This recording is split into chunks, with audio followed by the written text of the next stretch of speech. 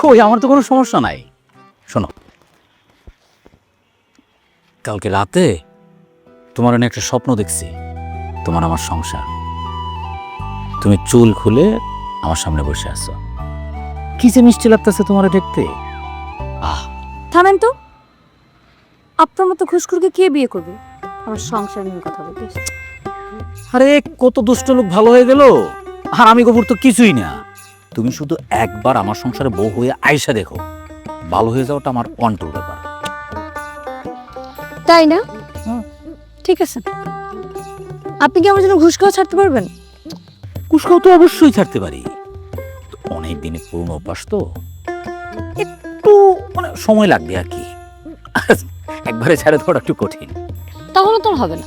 শুনেন, আপনি যদি আগামী 6 মাসের মধ্যে 1 টাকাও ঘুষ না খান, আমার আপনাকে বিয়ে করতে কোনো আপত্তি নেই।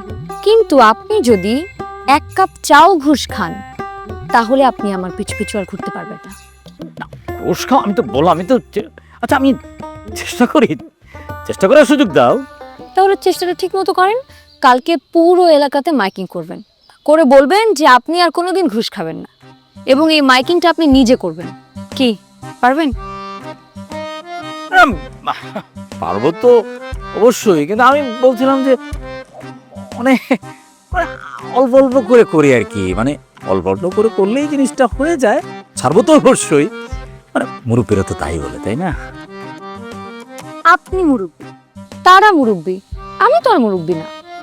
আপনি যদি আমার শর্তে রাজি থাকেন, তাহলে আমাকে নিয়ে যত ইচ্ছে স্বপ্ন দেখেন।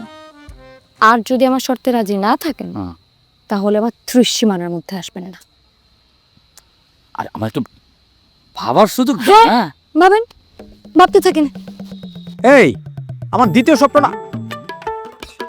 স্বপ্নটা তো বলাই হলো না, কি একটা শর্ত চেড়ে দিই।